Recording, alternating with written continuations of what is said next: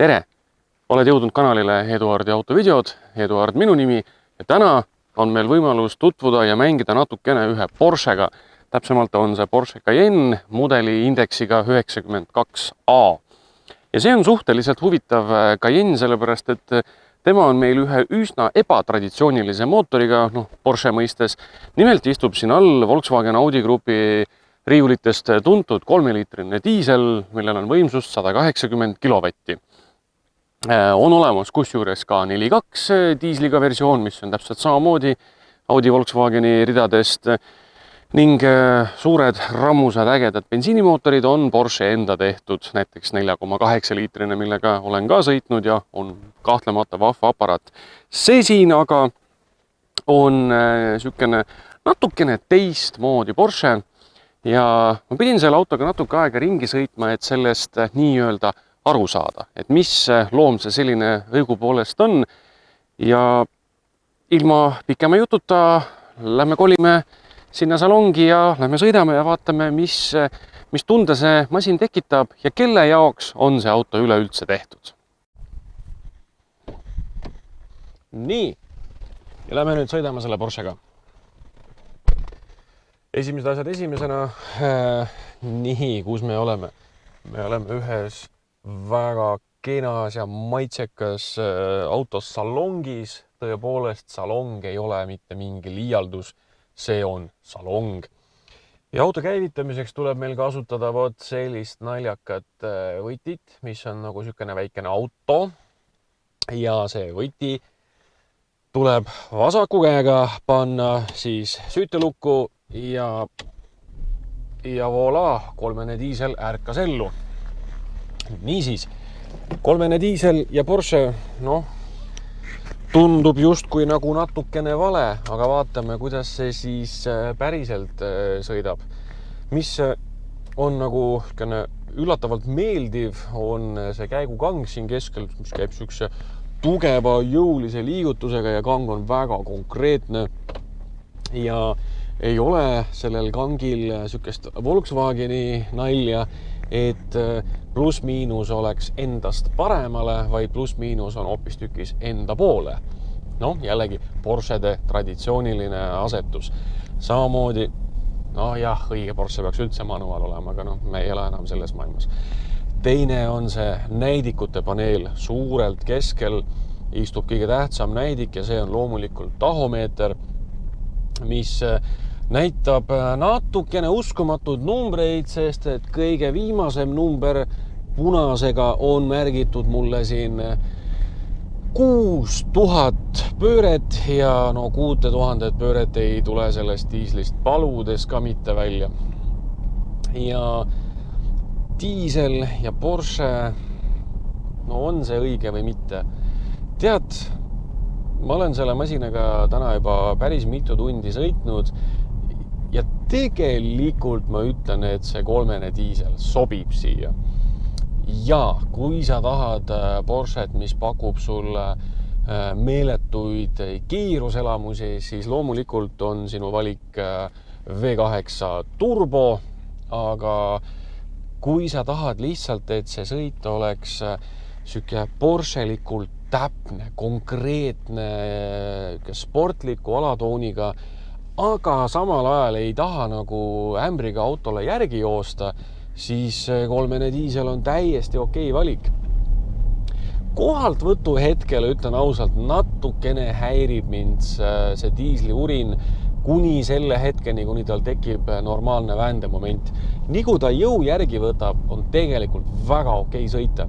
Ja seda jõudu, seda väände-jõudu on sellel mootoril kuhjas üle 500 newtoni, mida on isegi rohkem kui näiteks tavalisel vabalt hingaval 4,8. Ehk et sa saad väga stressivaba sõidu tänu sellele mootorile. Sa ei pea seda masinat sundima ja ometi on seda masinat meil üle 2 tonni, nii et rammu on vaja, et see mass liikuma saada.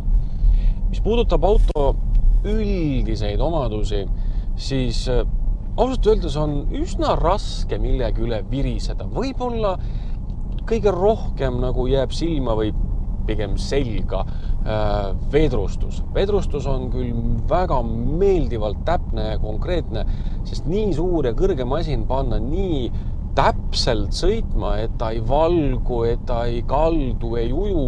No see on omaette meistriteos ja ma arvan, vedrustuse seadmise koha pealt Porsche inseneridega vaielda ei ole vist mitte kellelgi. Ja see tuleb ühe väikese hinnaga ja see hind on selles, et isegi komfort seades on see auto üsna jäik. Kui see sportrežiimi lülitada, siis pead küll panema kustukummi suhu, et hambad alles jääks. Aga see võib-olla on nagu ringraja teema. See on ilmselt minu kõige suurem kriitika sellele autole. Samal ajal, aga ütleme, kui ma võrdlen seda Macan S-iga, millega on mul ka olnud au kokku puutuda, siis see on tunduvalt nagu leebem ja kuidagi nagu rahulikum auto. Kuigi ära saa must valesti aru, rahulik ta tegelikult väga ei ole. Ta on ikkagi üsna Porsche. Ja ma tean, et paljudele meeldib öelda Porsche Cayenne'ide kohta, et need on ülemakstud touareegid, siis sinul on loomulikult õigus oma arvamusele, aga ta ei ole tegelikult touareeg. Kui sa oled touareegiga sõitnud, siis sa pead lihtsalt seda proovima, et sellest ise aru saada.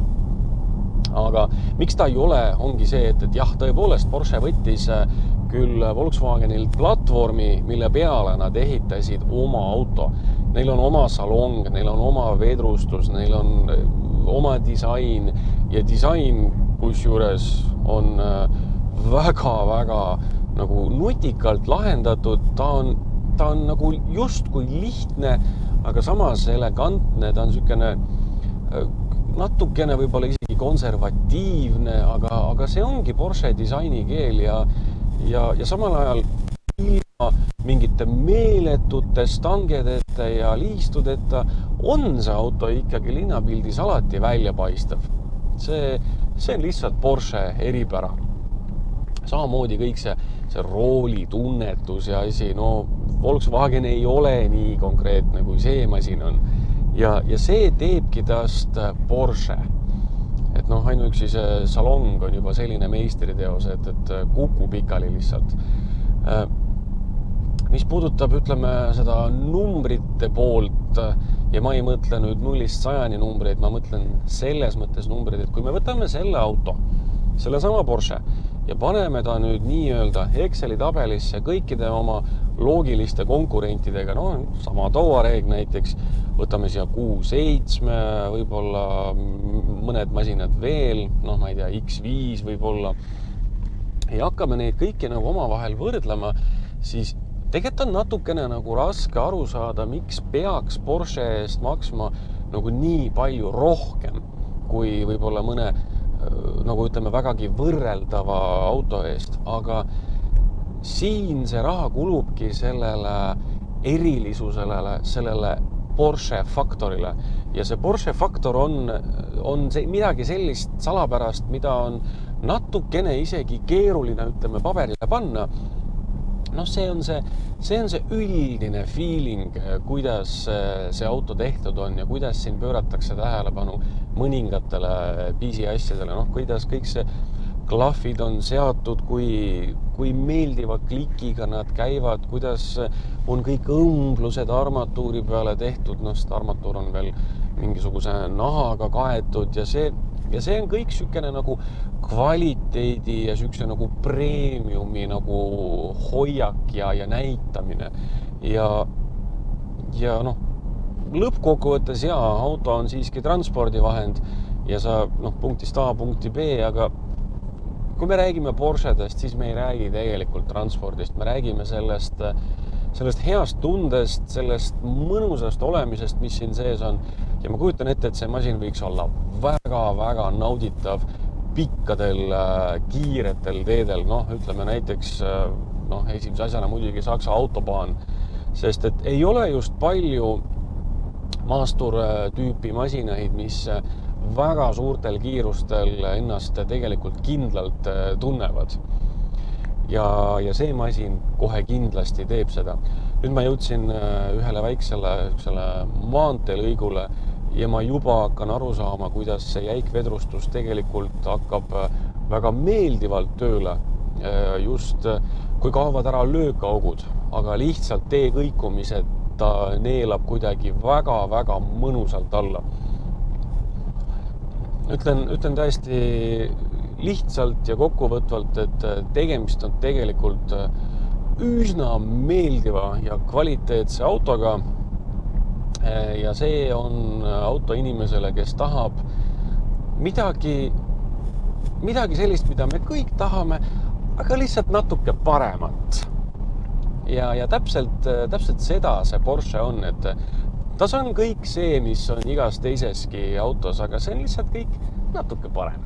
See on see Porsche faktor ja seda ei saa nagu mitte kuidagi mõõta või reguleerida, see lihtsalt on. Ma loodan, et see video sulle meeldis. Kui sa tahad, et sinugi masin muutuks internetis surematuks, siis võta minuga ühendust, siit video alt leiad minu kontakti ja seniks kuniks aga aitäh sulle ja näeme peagi.